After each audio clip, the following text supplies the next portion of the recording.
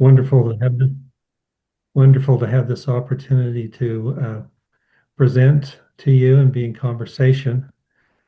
Um, I work with a practice that I call integral polarity practice, and by polarities, I mean two things that seem like opposites, but they are ultimately complementary and ultimately necessary to one another. And Uh, we work primarily with 21 universal archetypal polarities. Nine of them are polarities that we're born with, and 12 of them are designed to represent primary tensions that arise at each stage of development. And we look at 12 stages of development following the stages model. And uh, the stages model of development in my IPP practice, I call it IPP, uh, really co-evolved around the same time, around 25 years ago. And so worked very closely over the years with Terry O'Fallon. And so there are a lot of resonances there. Um, what I'd like to do is just introduce you to how we work with polarities with a very simple, easily accessible polarity, just so you get the feel of it. And then we'll work with one that is perhaps more applicable in the arena of applied dialectical thinking and how that supports um, dialectical thinking and applications. Um,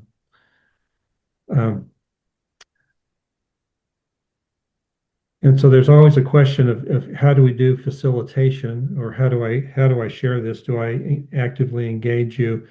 Understanding that part of the assumption and framework of these meetings is they're recorded, and people's contributions are just turned into text because it's anonymous.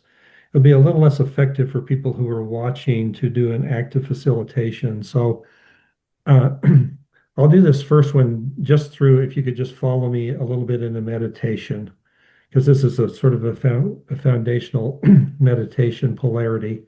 And I'll just give you a feeling of the structure with a polarity that's easily accessible. And then we'll move to one that maybe is typically more applicable for what this group would be interested in. So of the nine basic polarities that we're born with, you work with them in an ascending order. They all build on one another. The top one, just below the polarities that we work with, what we might call in the human world, is desire and aversion. And so let me just facilitate a meditation, and you can just follow me. And if you have questions about what just happened after that, let's discuss that briefly. That'll just give you a flavor of the feel of the structure of the IPP practice, and then we'll move to a polarity that will probably seem more relevant, but I think this should be in its own way quite relevant.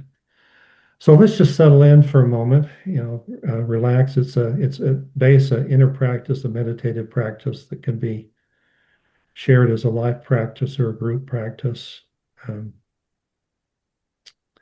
and minimally, it's doing the inner work to support the capacity and complexity that's needed to do more um, dialectical thinking, ecosystemic work. Anyway, let's just feel into these two poles of this polarity. Let's just sense into the pole of desire, how that's just a very primal dimension of consciousness, energy, and function. We're born with that in a primitive way. We're always desiring that which is we perceive as necessary. uh, food, safety, basic needs, but it's online and we're always desiring in terms of our uh, thoughts and emotions and our goals, even in our spiritual work. It's a primal force that's we're born with and develops different dimensions to it. Then let's move over to the quality of a version and just feel into this quality within yourself. Is that something that is well developed and embraced in your life of pulling away from things that are dangerous, uh, things that are painful, things that are inappropriate. And we all tend to favor one pole over another a little bit in our lives. And we can just, by working with this, we can see that. And then we sort of explore what's the relationship uh, between aversion and desire. Uh, are they enemies? Are they always tugging and pulling? Uh, are they integrated? Do they work with one another? And with the polarity of this primal, we work with this and we call it the polarity of intent. It's what's a sort of a very, very proto purpose, a beginning sense of purposefulness. Um, we're working with this polarity hundreds of times, if not thousands of times a day, moving towards something, away from something. But nevertheless, any pole that is overemphasized on its own is a pathology. Uh, Desire out of control has a quality of addiction to it. Aversion out of control has its own negative quality of aversion. Avoiding food to the detriment of your physical self.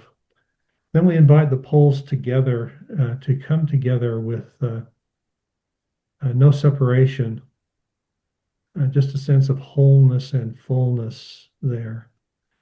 And so in this place, rather than coming from deficit and neediness, we center in a place of deep physical satisfaction, mental and emotional contentment, uh, a deeper quality of fullness or wholeness and abundance.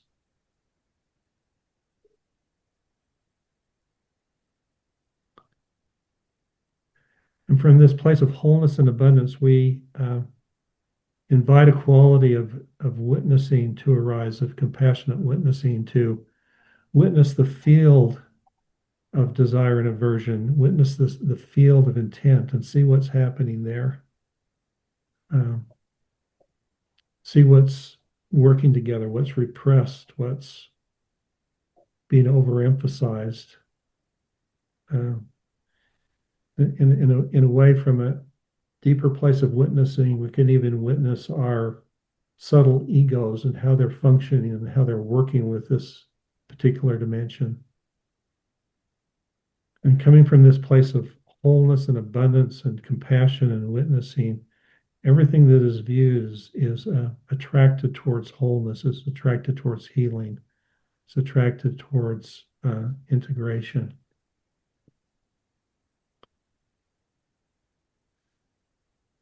And then as we return to this place of wholeness, of fullness, in this particular bandwidth of ourselves, there's a virtuous attitude that arises of generosity, not a generosity.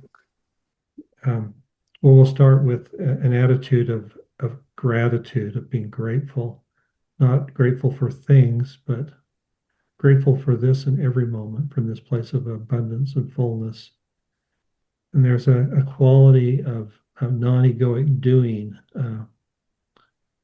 of uh, of generosity, and bringing high energy into meetings, a sense of abundance and possibility rather than deficits and problems. And so this brings a deep quality of coming from a life of abundance and possibility rather than deficit, with the virtues of gratitude and generosity and bringing high vibrancy into collective spaces. Um,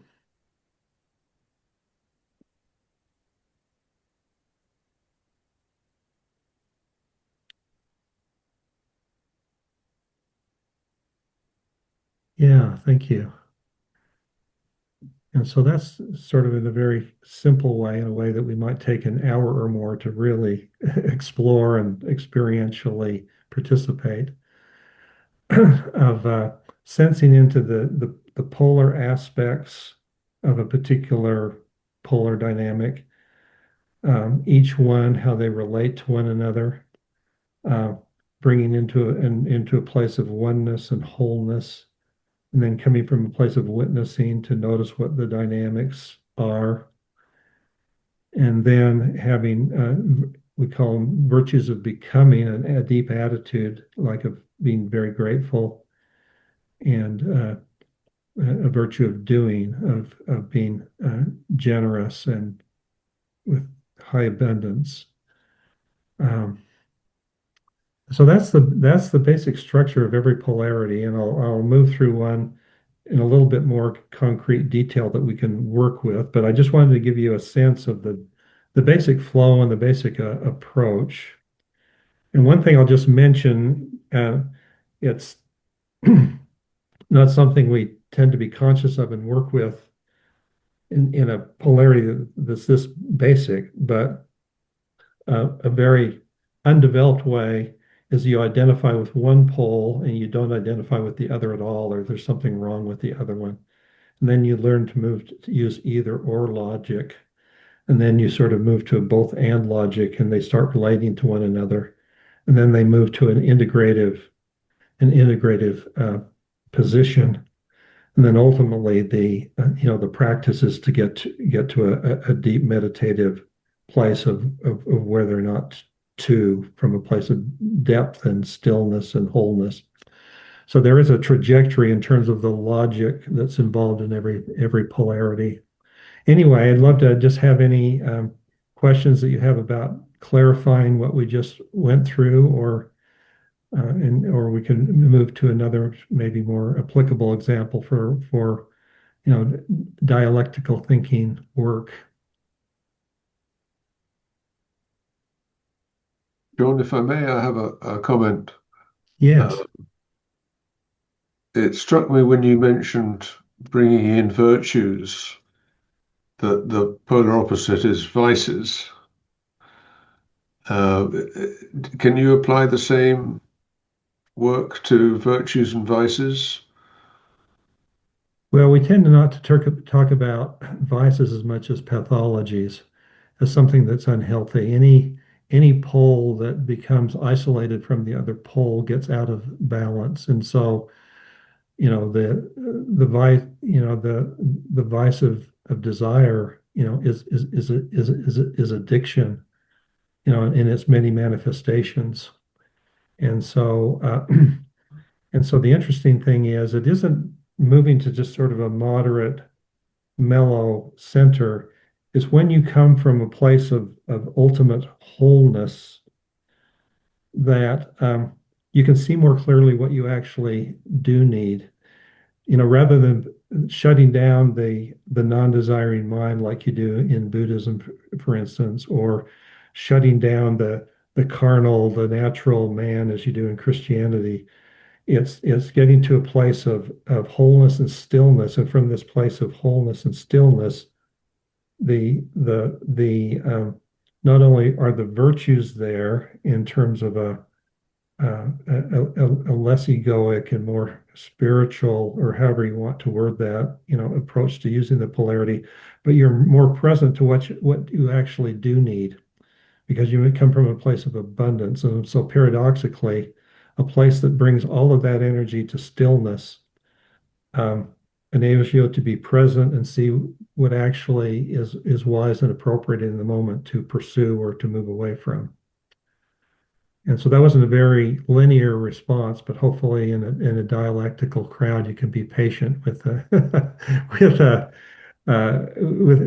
with a response that wanders a little bit. But did I address your question, Nick? I guess where I'm coming from is wondering whether there are some polarities that one cannot bridge because people like to think in terms of good and bad or good and evil, uh, acceptance and rejection. Well, it might be how you define polarities. The polarities we work with are defined as two qualities that are important and necessary that seem to be opposite, and how they relate to one another and ultimately begin to interpenetrate to one another when you come from a place of wholeness or oneness out of which they reemerge with a sense of their prior oneness and their interbeingness. They can see that they're in service of something deeper than the small ego. So the framework of IPP is to work with polarities that we call them, that each pole is necessary and appropriate and a necessary counterpart for the other polarity. And so, um, yeah. Got it. Thank you. Yeah.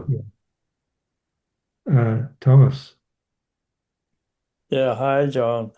hi. It's been many years. Yeah, it has. Um, I was surprised that you choose desire and aversion as the starting polarity to work with. I think of polarities as values or concerns that are in tension or in conflict with one another regarding the same kind of, in the same context, so to speak. But when I think of desire and aversion, I think of desire for certain things and aversion towards very different things or values or whatever. So why did you choose that particular polarity to illustrate your reasoning? Uh, Based on experience over the years, it's a polarity that virtually anybody can understand and feel into. It's probably the easiest polarity just to feel into. And it also gives an example of sort of the more meditative style. Um, is always pulling in different. You want to move away from this, you want to move towards this. They ultimately are in shared service together of a shared intent. And under that umbrella of shared intent, um, coming from your deepest values, or in a more spiritual way, in IPP, we say from light, love, and life, from a place of your most least egoic, most discerning, inspired awareness, from love that is unqualified and unlimited and something that's life connecting. They're there to collectively to be of service to that. And so even when we're dealing with things that are true polarities and they're pulling in different directions, you can hold them in a deeper way from a place of discovering what their shared intent is with regard to any particular situation.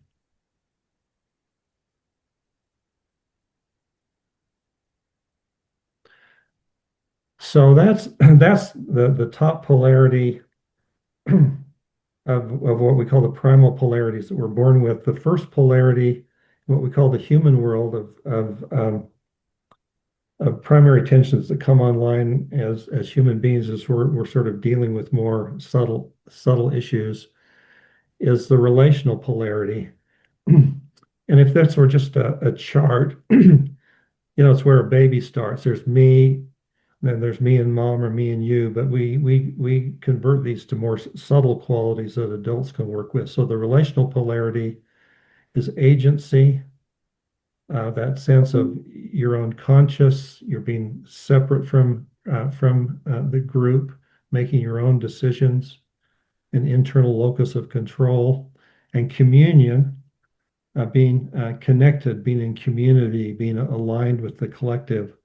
And those seem like very uh, very separate things. And politically, it's clearly obvious. Some people say I'm all about freedom and opportunity, uh, being entrepreneurial, or on the other side, I'm all about community and social justice and fairness. And most political debate ends up in a very primitive way of those opposing one another. But then as they come together, you realize how important they are. They're important, they're necessary to one another. And and so we work with people, the logic they're using. If they're invested in one and demonize the other, there's something wrong with the other, or they learn to move back and forth, either or. And that's kind of modernist thinking, either or logic. And then sort of a both and logic of learning, oh, these are both important, and I'm not quite sure how they work with one another, but nevertheless, they're both important, and so we'll hold them together to where they begin to integrate.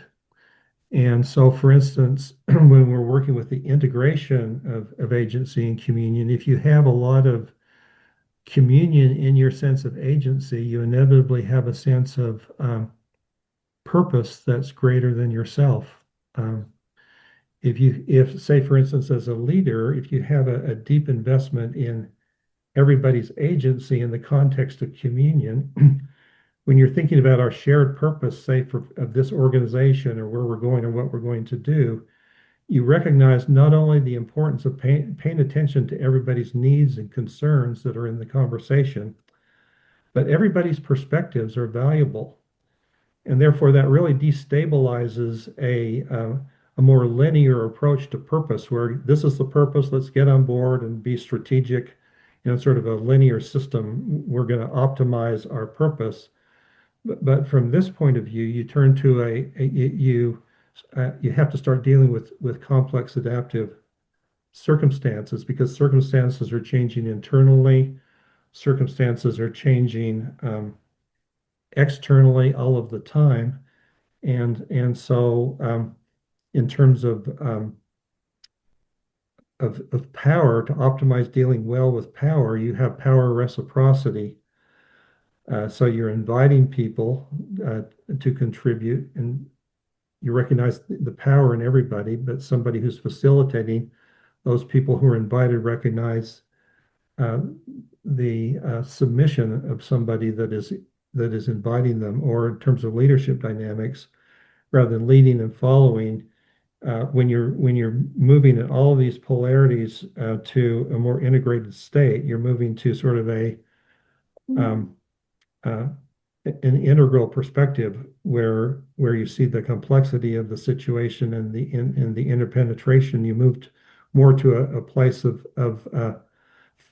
facilitation and inquiry rather than leading and following, so that you have a shared purpose. You've decided on a shared purpose, but you're always in conversation about what's happening now and what is everybody's perspective on that, and um, how do we move forward? What is the new emergent wisdom that's constantly happening? And so you're always uh, taking account of the internal context and the external contexts, and and in a properly facilitated inquiry, there's always a new emergent possibilities that you recognize.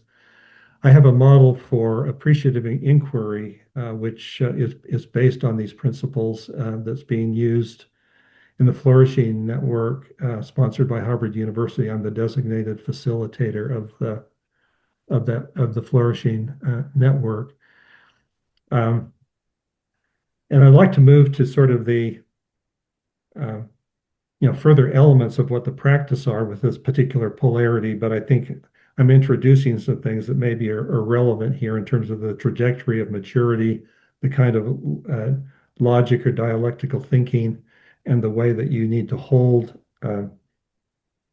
inquiries into what you're doing in a more complex way.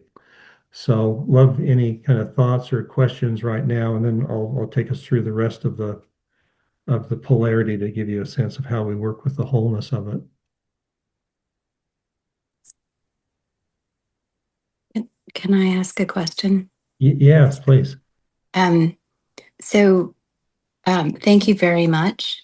And so the how does language, in particular, when we project our language onto any experience, like primitive was projected, but in fact, in an evolutionary sense, related to what's emerging, versus if we understand that primitive as primordial, is there a, and when I ask that, I ask about taboos. So in a sense, witches were considered um, problematic, but then we learn now that they're the earth keepers, right? And so when we label something taboo, like witches or women or primitive, how does that impact? How does that misunderstanding or label or naming get it through a linguistic, like how does language in and of itself have that capacity? Because before you said something about you were rambling on and I thought, oh no, he's just stream of consciousness in a nonlinear language model. So thank you. I'll mute. But hopefully that was not a rambling, clear question. No, I mean, it was a very important question. Yeah, thank you. And, language is the problem. Uh, uh, uh, Again, say, for instance, primitive, what we're finding is the wisdom that comes from being connected to life and ecosystem and the emergence of all things and the connectedness of everything is often limited, labeled as primitive, and yet we need to rediscover that wisdom and connect it throughout. And IPP works with that, and within any language community, it's a problem, and in a multilingual community, it's really a problem.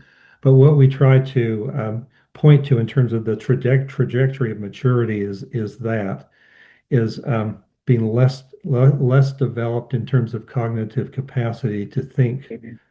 I can only hold one position at a time, to the position to I can use logic where I can move to one choice or the other, to logic, and this is sort of logic in a developmental sense, where I can hold both and paradoxes, to a place where I begin to see how these polar qualities that previously seemed opposite are ultimately embedded in one another and necessary to one another.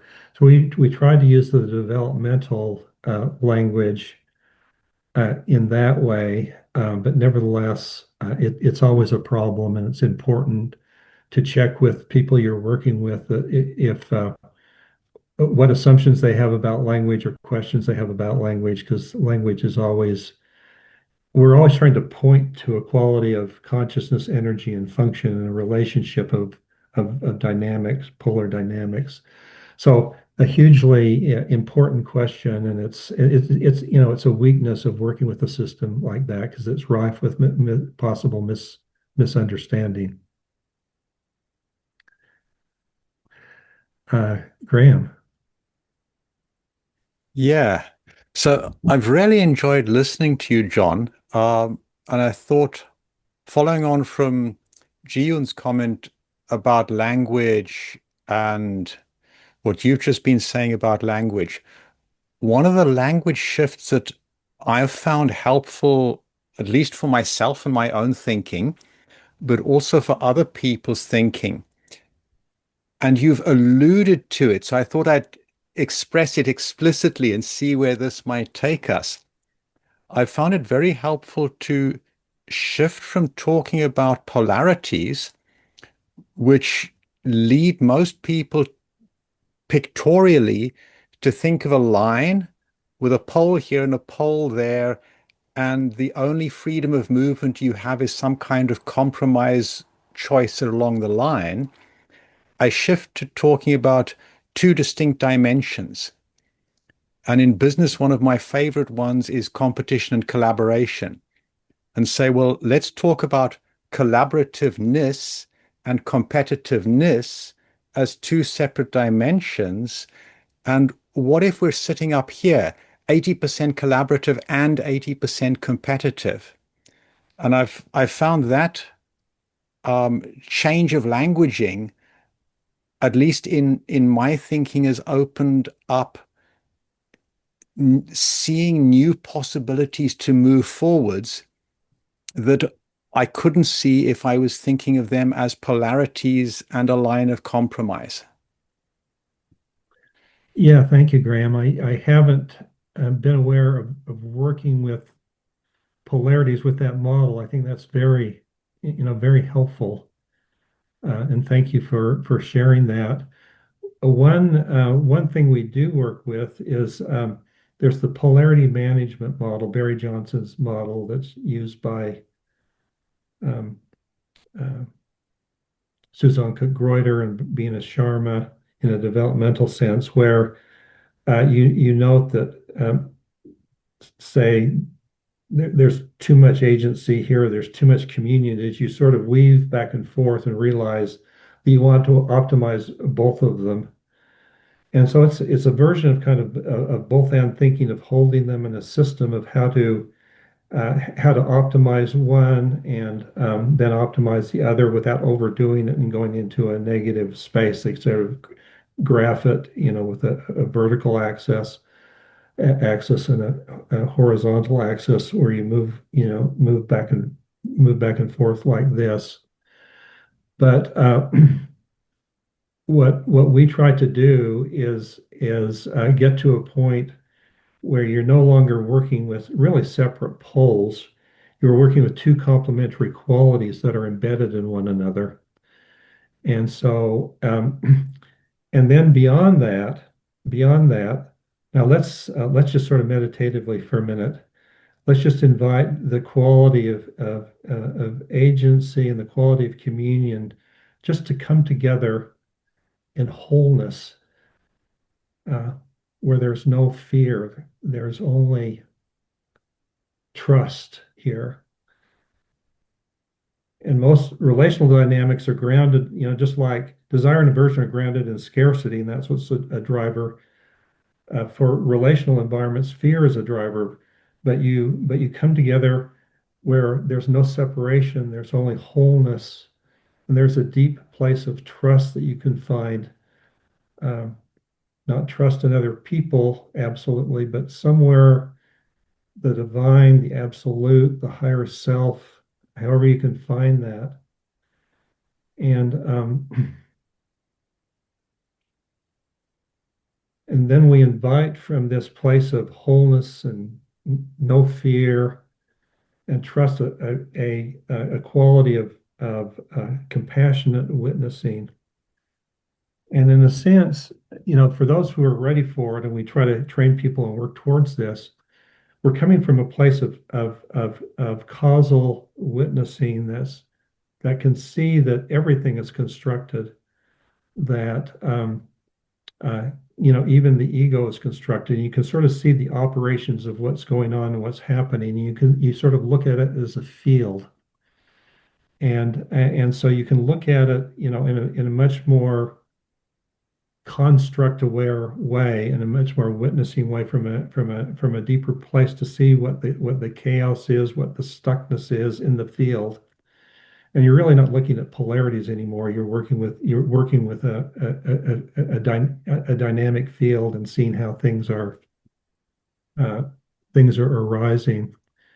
And and one of the things that we do is we then return back to this place of trust and wholeness, and move to the oneness that's inherent in this wholeness and re-invite agency and communion to re-arise with a sense of their prior oneness, with a sense of their deep inner beingness, to be in service of, one's deepest values, or we summarize it as light, love, and life. And so at that point, people are experiencing these qualities of different flavors of the same thing, of different flavors, different colors, different that can be, deeply interpenetrating and both present. In any given moment, there's no longer a concrete polarity involved. There are two qualities of consciousness, energy, and function that are really deeply interrelated, grounded in the same thing in a relational environment. And so there's sort of a stepping stone to working with people when they have the capacity to um, move beyond, and I'm using Terry Fallon's numbers here, a mature fourth person perspective, a mature integral perspective where things begin to integrate, to move to a place of, and it's helpful to come from a witnessing place because you can see anything anyway, but you develop the capacity to see the constructed nature of everything that's happening, and you can just see it from a deeper, wiser place. And so, but nevertheless, along the way, in terms of trying to explain what you're doing or how you can work with this, the model you just described, Graham, sounds really helpful to me. It would be a really good teaching tool. So yeah, thank you for sharing that. And we haven't been using that at all, and I'd like to look into that. Could I pop in for a second and say how much I love that too, Graham? And what I was struck by, and I'd be curious about in the abundance model, is if we think that everything is based on 100%, but if you add up 80 and 80%, you get 160%. So what if the percentages are actually 360 because they're a spherical dynamic? And particularly when we look at circle consciousness, which is something I've been working on, there's infinite points in the circumference of a circle. However, equal distant to a shared core point or void spoken into. And that's exactly the shape of a nucleus electron. So it scales from quantum physics, and then it also scales to the planet on which we live with its various varieties of peaks and valleys. And so that I would be so curious about what you just said. I have the question of function. And I might have missed that in the beginning, so forgive me. Yeah. Can you Can repeat? I make a comment first about what you've just said, just to sort of Yes. Yes. relate how IPP works with that. I mean, one of Yes. the fascinating things about this intent polarity, desire and aversion, is the still point is fullness and abundance and endless possibilities. And as you're moving up into endless possibilities, you need to move through a cycle of the endless possibilities to the subtle framing, to the concrete manifestation, to the testing, and again to move into the cycle. It's the same logic that Theory U uses, for instance, but there's sort of a practice cycle around it that you use in human-centered design. You use it in complex adaptive systems where you're constantly, rather than coming, what are the problems and how do we deal with them? You come from a place of abundance and opportunity and endless possibility. And from that space, you then reframe, put it into a context. But it's all of the data around human flourishing says that humans flourish in a relational abundance, in a relational environment that's grounded on abundance and embraced by love.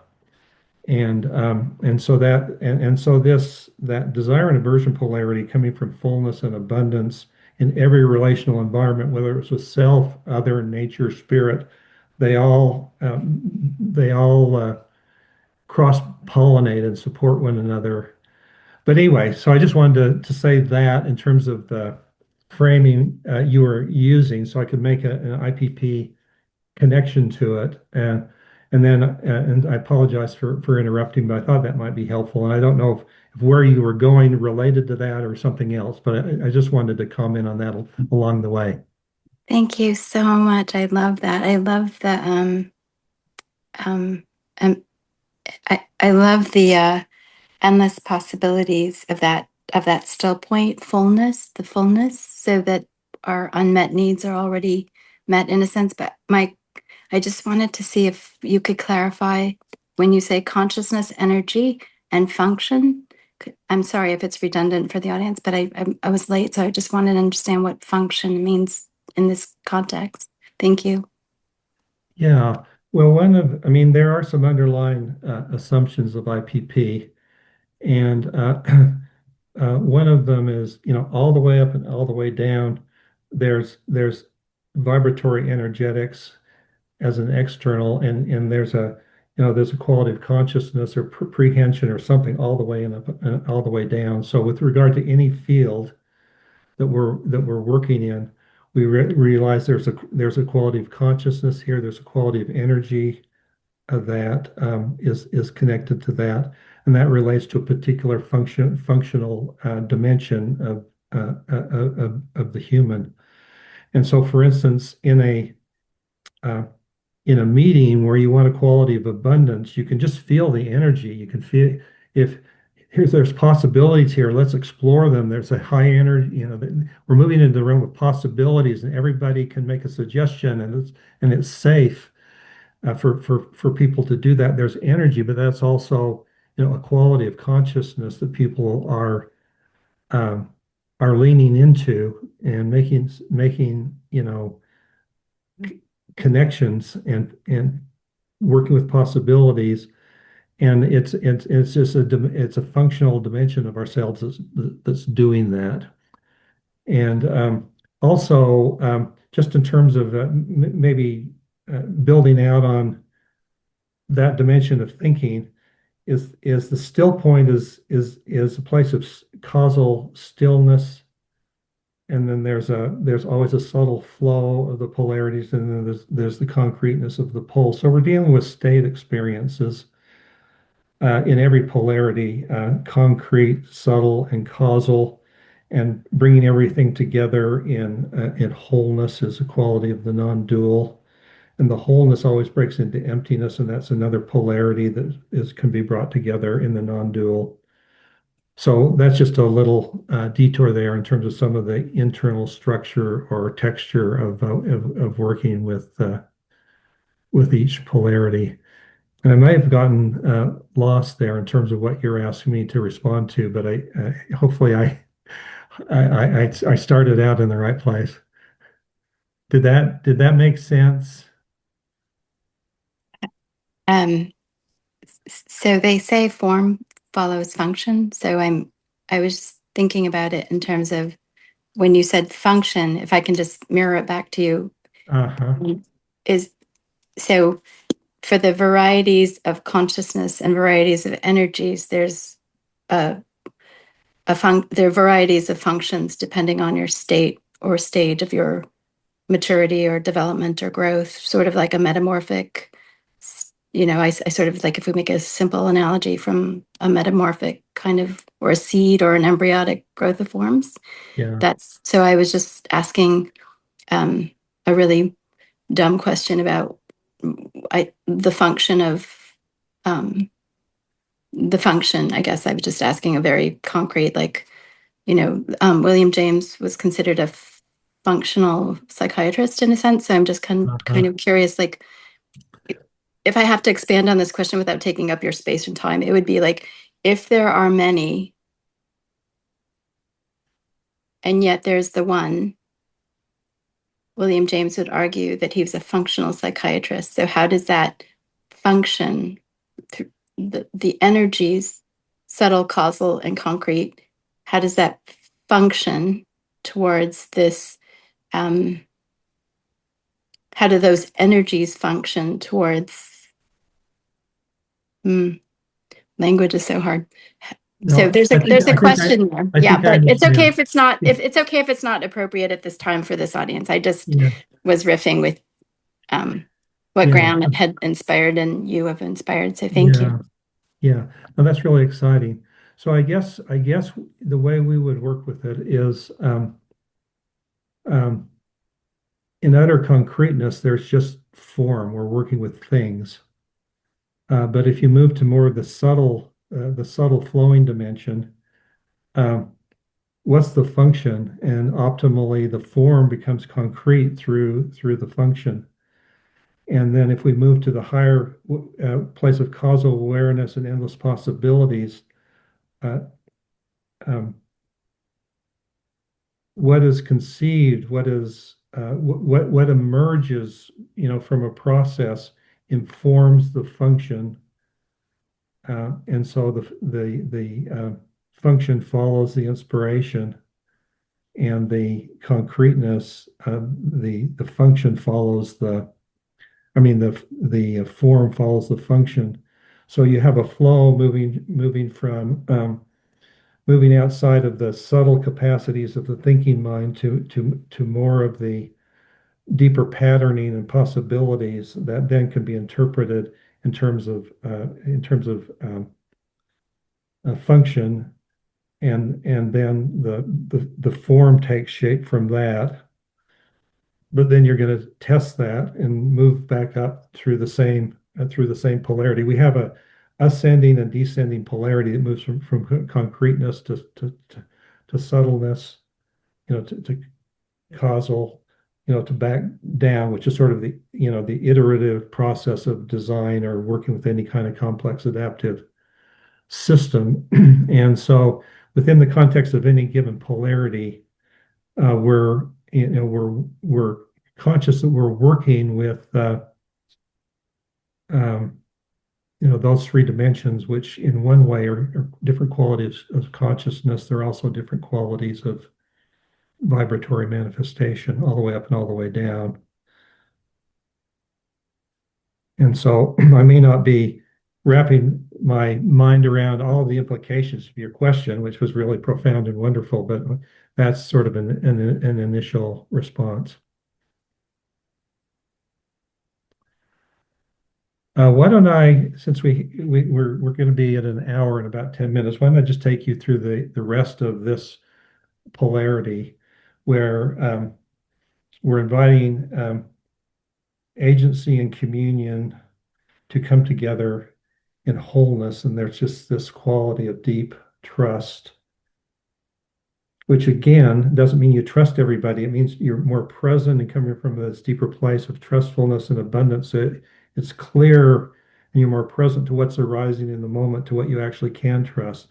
But just as with regard to desire and aversion, when you come to this still point, this place of trust, there's a quality, a deep attitude of hope that emerges, not a hope for things, but a sense from this place of, and they all build on one another, from this place of abundance and trust. We're hopeful we can deal well with whatever arises. And from this place of trust, the virtue of doing that flow out of this relational polarity is love, is uh, unlimited and unqualified love. And so like this, with every polarity, there's sort of a still point or a virtue of being, we call it, or a place of wholeness. And then there's an attitude that arises of being hopeful. Uh, and there's a doing, a non-egoic doing quality. The spiritual essence of that is love.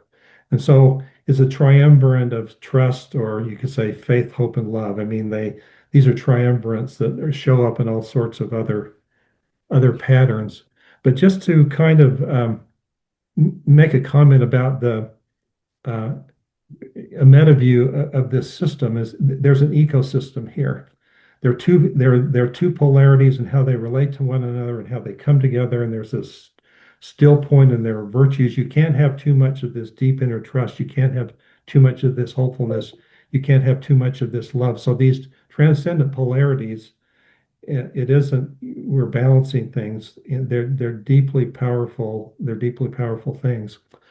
But say the research on uh, human resilience, the research on attachment theory, the research on leadership would all say that in a relational environment, it's important to honor people's choicefulness and agency. It's really important to create a quality of community. You need to create an environment of deep trust for any of this to arise. And when you have an environment of love and hopefulness, it's the optimal environment for leadership which leads to flourishing. And embedded in that is a logic of working with this dynamic in terms of the dialectics that you're using, from less developed to more developed to beyond the subtle thinking mind to sort of a place where you can witness and have a field experience. And so that's the IPP model creates um, a whole series of mini ecosystems that all are related to one another and support one another and flow. And you sense that you're a sub ecosystem of all of the other ecosystems. So it's ultimately kind of an ecosystem uh, model, including multiple ecosystems within what one considers normally to be the self. But there's always you never answer who is the self. That's always a question, and so you're never answering that. And one of the practices that we tend to do, if people want to go this deep, is let's just for a moment just be present to this community we're in right now, this conversation we're in right now, and move to your deepest place of witnessing to witness what's happening, or however you want to hold that, whatever comes into view as you witness this work that we're in together, or if that witnessing becomes more cosmic, however you're experiencing that, just witness this from your deepest place of witnessing.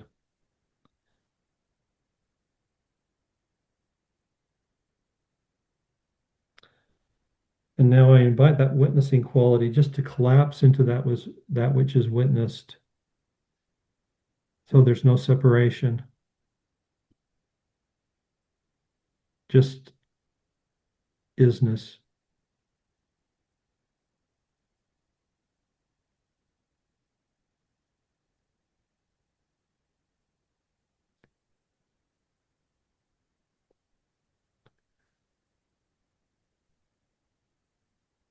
Yeah, thank you. Um, and so what we always do is just an exercise, whatever your deepest sense of self is, from that deepest place of witnessing or viewing, just let that collapse into what's being witnessed, and then just wait to see what reemerges, in terms of some sense of self.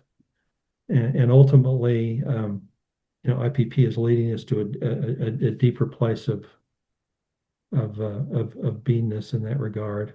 So it's a spiritual practice, but we've also kind of honed it into a practice to work. You might say, um, how do we work effectively from a place of abundance and through all dimensions of ourselves?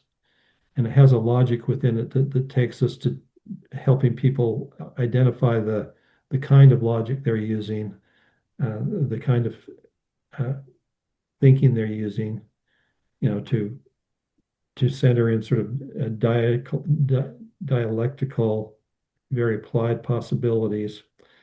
I've done a paper about a 20-page paper on how IPP particular polarities can support the whole theory of ecosonomics, which is uh, sort of a theory of economics based on abundance by Jim Ritchie Dunham, who's probably the leading leadership theorist in the flourishing network. So that um, they're so that you can do the inner work to prepare yourself to have the capacities and the virtuous qualities to engage well with whatever it is you're doing. Of course, it's just a model. We're working primarily with 21 polarities, and it's helpful in some cases and not so helpful in others. Uh, but it's a model that I just loved working with. It just kind of grew out of me somehow, and just very pleased I could do a bit of a presentation here. And it isn't like we've moved from a talk to a conversation period. We've kind of been in conversation as we've gone along. So let's just continue talking, and I can share about more about the model as we go along. The problem, there's enough complexity with a lot of people. It's just a mass of words, and I don't like to get lost in charts. But with I think you're a unique group that my using some of the framings and presentations that I've done, I think hopefully they can be understood. But anyway, we're just beginning. I'd love to be in conversation.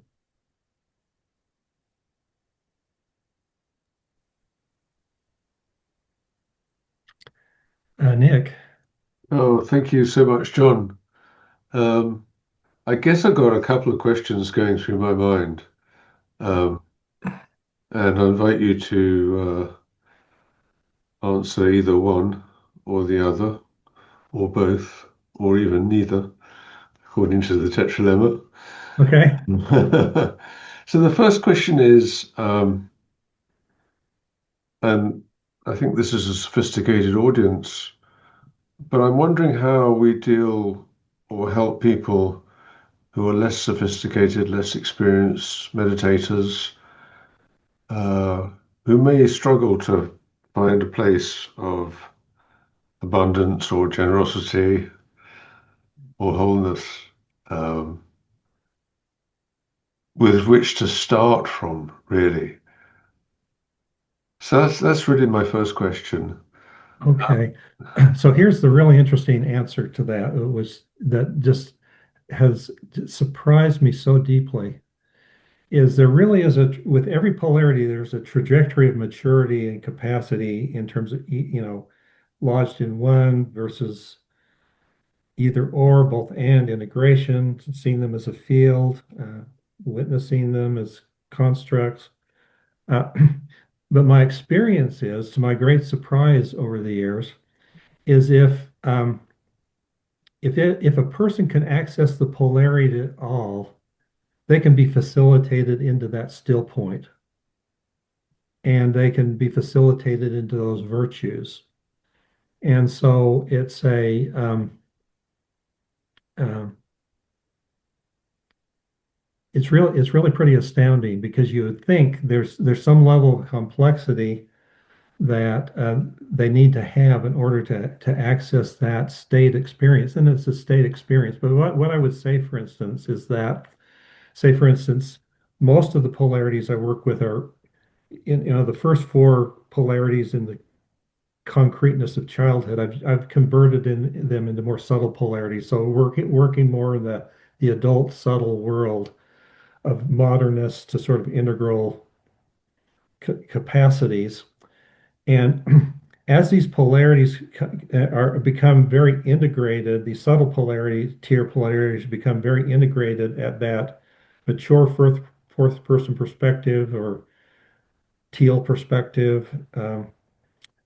As you move into the next tier of development, they're no longer polarities. They're held in a wholeness, and so those still points that you experience, the state experiences you have in the subtle tier, become structural capacities if you move into the next tier of development. So for most people, they're state experiences, and you have to practice them, and you have to understand the model and have a spiritual practice around it.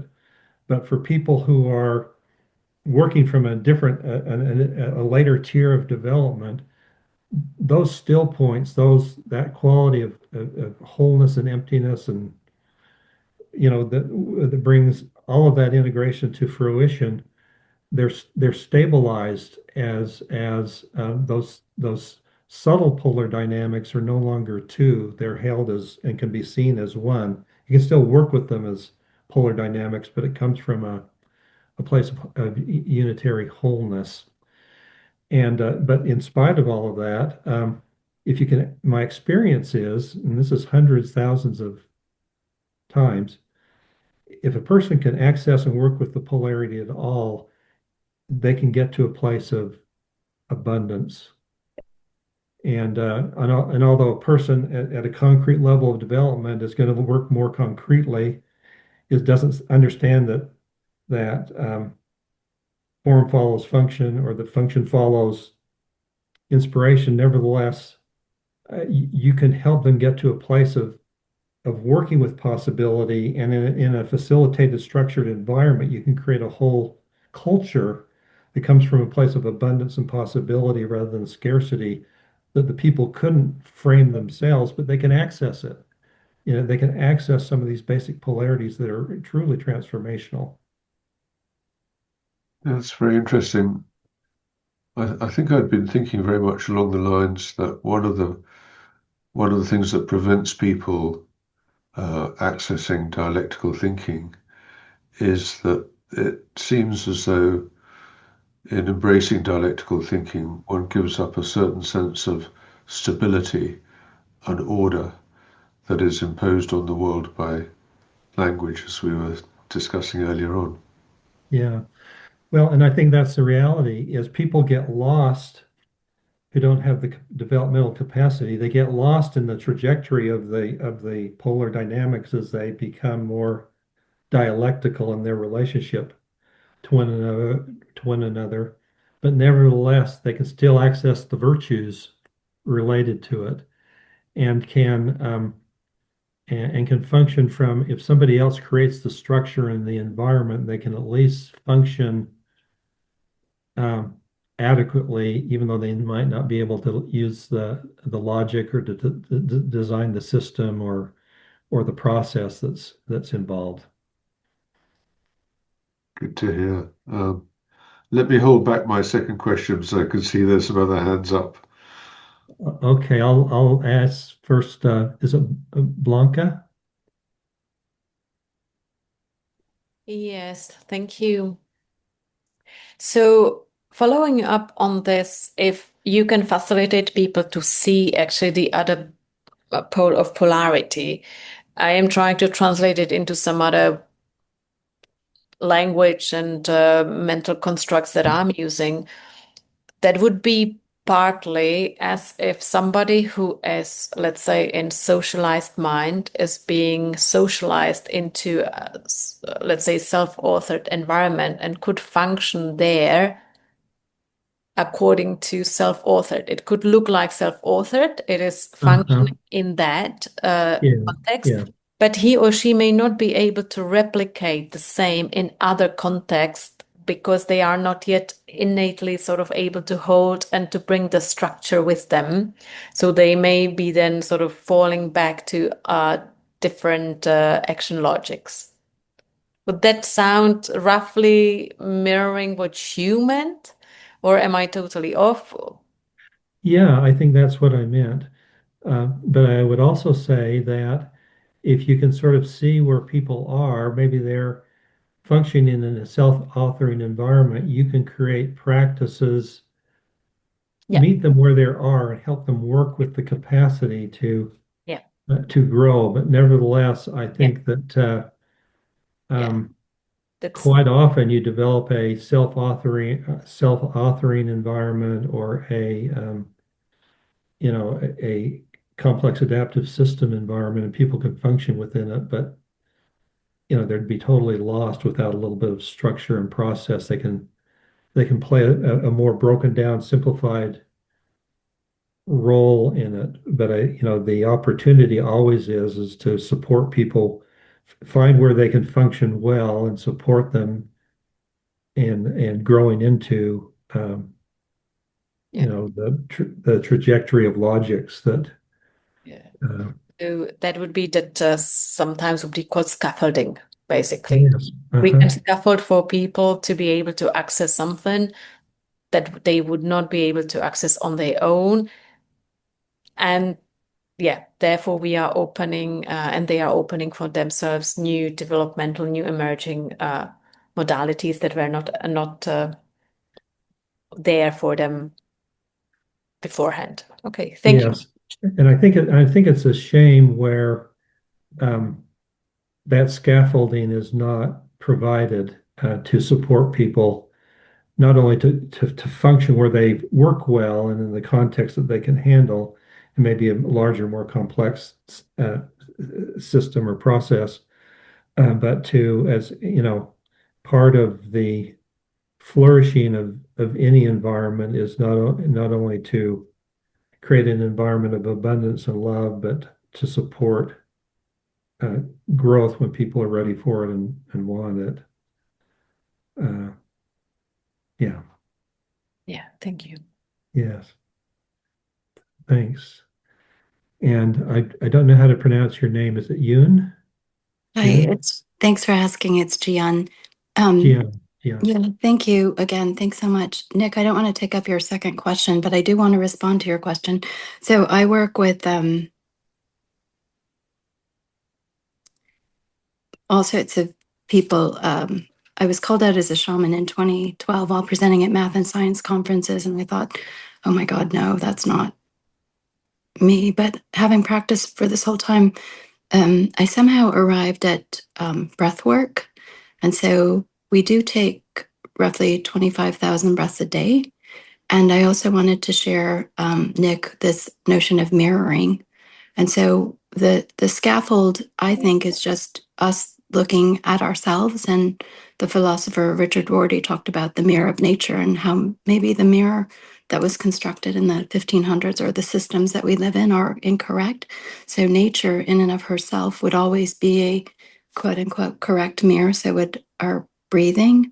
And so when we forest bathe or do like sunbathe, in a sense that that mirror is actually inherent scaffold for our water bag. So I like this question of how do you then sustain, Bianca's question of how do you sustain once you've had it. And the one technique that I found that worked really well with the clients was to give initially say, no, this is you. I'm not doing this. I'm not doing the work, but this is you and your self-empowerment. And so the power of like whatever the authority figure or expert was always given back or mirrored back to the person who was seeking or needed support.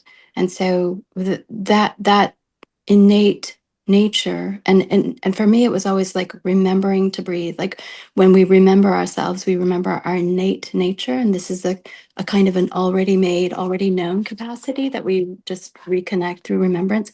But I and sorry to go on, and if you want me to stop, I'll leave. But if I can take up one more second, John, you said that this grew out of me, and so that was my follow-up question. I I believe this is related to what I was saying about this innate field quality. In other words, the field is already giving us, I'm so tired, my head hurts. We're all in this Schumann resonance of ascension and activation. So would it be as simple as remembering to breathe, and then this vitality, life force, love, hope in the field grows out of me as a universal oneness, we, and is that like what we're remembering? And I'll lower. Thank you ahead of time. Thank you. Yeah, thank you. Well, we have some foundational polarities that work with energies. The the four polarities underneath what we call the life world, or the human world, called the life world polarities, and we start with breathing. And so, and we suggest always working from the bottom up because that's sort of the foundation, the expansion and contraction, sense into how we share that with all living things, over millions, even billions of years. But um, reaching sort of the still point of, deep rest, deep calm, equanimity. The virtue of it is accept the virtue, the attitude, virtue of becoming is accepting what is, and it's not, you don't want to change things, but you're just not in denial. If you accept what is, you automatically move in flow and are one with the life force that's in and through all things. It's pretty much a Taoist type of framing, as I've gathered over the years. And so we have a foundational practice of connecting not only with our breaths, but the sense of expansion and contraction of all life, of accepting what is and being in flow, and the virtue of doing is connecting with life force and vibrancy that's in and through all things. We naturally move. The vibrancy of connectedness in a transcendent sense always opens up to the relational quality of love, which always opens up to the awareness quality of light. And so I'm just trying to quickly give you a sense of how, the IPP model works with that. But I think, there's a lot of wisdom in it. We don't have as much wisdom as you certainly do, just from what I heard you saying in the beautiful wisdom and practices that you come from. But that's how IPP touches into that as what we call, that's usually the polarity that we start with and start moving up from there.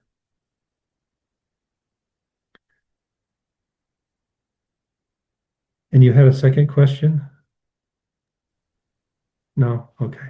Oh, I just wanted to know how you did that. You said this thing that was so fascinating. You said it grew out of me. Your model to engage the 21 polarities grew out of me. So yes, I did. I was just curious, like, what does that mean? Like, is that an origin story or is that?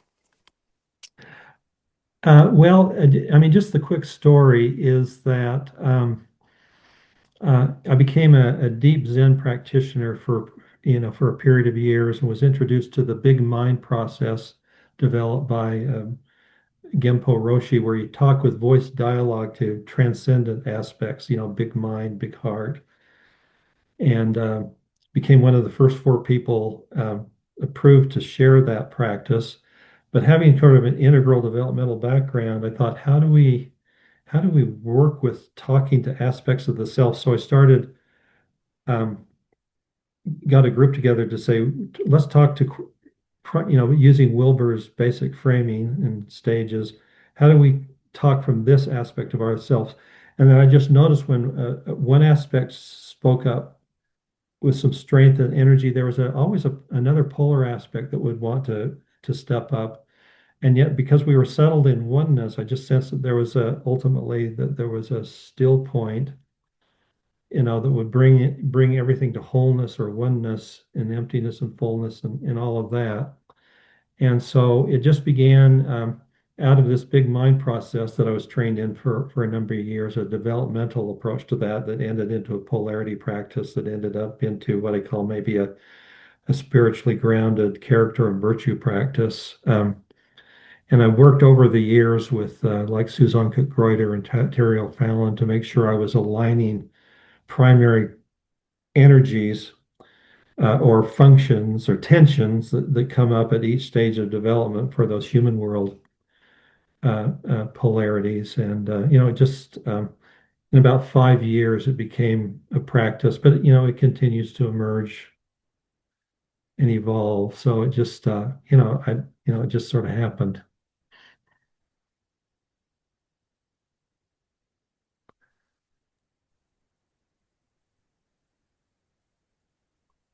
John, may I ask my second question? Oh, yes, please. I was just curious to know if you have done any work with IPP with children, and if not, whether you saw any value in doing so. One of the themes in dialectical thinking has been that children are quite competent dialectical thinkers in many ways.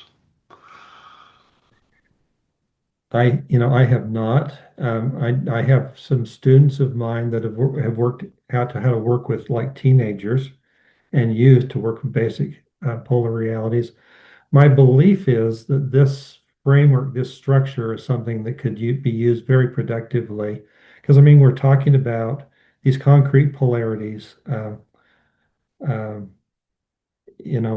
it's you're born into a relational environment. You're born within power realities. I mean, yeah, it's a unexplored territory, that I would hope in years to come people might use this model and see if it could be applied productively. But I have not done that. Thank you.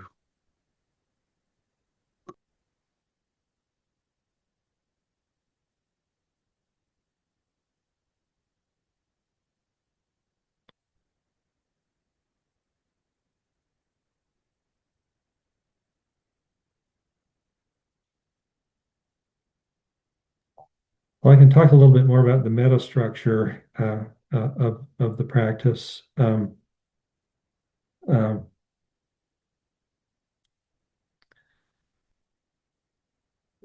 so there's there's one concrete world polarity, which is mass and energy, or um,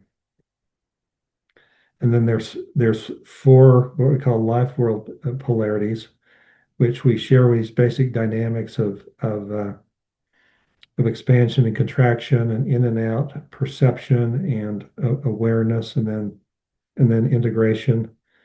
And they're sort of a ground giving birth to the human world. There's sort of the concrete world, the life world, and the human world I call the causal world. And there are four tiers of development of the concreteness of our childhood, uh, four polarities that are sort of in the subtle domain of adulthood for most people. And then there are four causal tier or meta-aware tier polarities, which move beyond um, the subtle mind. But in each tier, there's one polarity that's more concrete, one that's more subtle, one that's more causal, one that's more integrative. And at the top of each, and each of them can be accessed, stage by stage. But say, for instance, all subtle tier polarities, which is where most people are, end up integrating at a teal or mature integral or mature fourth person perspective, so that there's always whatever polar dynamics you're working with, they're drawing you to an integration, and that would be dialectical thinking at the top of the subtle tier. But the still points and the virtues are really stabilized at the next tier of development. And so they're attractors into the next tier, where everything that you're integrating and being dialectical about is fully integrated. We can see from a deeper unitive place how they work, from a deeper witnessing, uh, construct aware perspective. Um, so that's a little bit more about the sort of the meta structure of IPP. Thanks, John. Is there somewhere we can read more and learn more about these polarities? Yeah, I mean, and I just have, I've not written much down about it for 25 years. I'm just starting to do the writing. I came out with a book a couple of years ago called Integral Polarity Practice in Service of Leadership for Flourishing. That was very much connected with the Harvard Flourishing Network and my work there. And I did just last year, I did a little book on the origins of IPP, where it came from. I'm currently working on a little introductory book, just an introduction, and my co-holder is also writing a more sophisticated book. He spent several years at Harvard Divinity School delving into how IPP could be a meta practice and help hold practices or be helpful to people from multiple traditions. So those are underway. I have papers, say for instance, about how IPP as a model can support appreciative inquiry, how it can support this complex adaptive structure that Jim Ritchie Dunham developed. There is a practice, a website called the IPP Institute, where you can just be guided in practicing given polarities in a beginning and advanced way. There's a website called Unify, Younify. It's Be the U in Unify, which is the work we do in the world in communities and trying to create flourishing using these principles in action. But it kind of it's hopefully, I'm just turning 80, so I'm thinking, oh, wait a minute, I need to start writing all this down. So hopefully over the next few years, there'll be a significant additional resources for introductions to to IPP, but those are the basic resources, and I'd be happy to send, those couple of papers I just mentioned to anybody who'd be interested, just as models of application. And the book, the existing book is not very large. It's really two essays. What is IPP and how does it work? And then how do these principles apply to leadership? And it essentially suggests we need to get to sort of complex adaptive dialectical thinking, and here's how IPP supports that. So that book and that leadership book and the introduction to IPP are available on Amazon. Wonderful. Thank you very much. And then if people want to get on my mailing list, I do workshops from time to time, and there are other, workshops and retreats that people go to. But yeah. And to get on your mailing list, we sign up somewhere. Well, just email me. The email address I look at constantly every day is JT, the initial J, the initial T as in Thomas, JT Kesler with one S, Kesler, one, the number one, JT Kesler one at gmail.com. Perfect. Well, if it's okay with you, I'll share that with the group. Yeah, anybody who's interested, I'll just put you on the list for anything that we offer, or new writings that are being released, that kind of thing. Are there any other questions for anybody? If not, then I think it's nearly past, so we should probably wind up. Well, thank you so much. I appreciate this opportunity to share this practice with you. Thank you very much, John. Much Bye-bye. appreciated.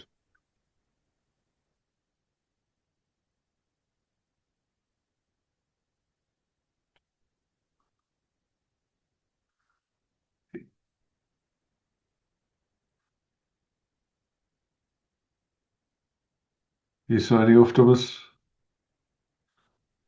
Good to see you. Gian, you gone? Okay.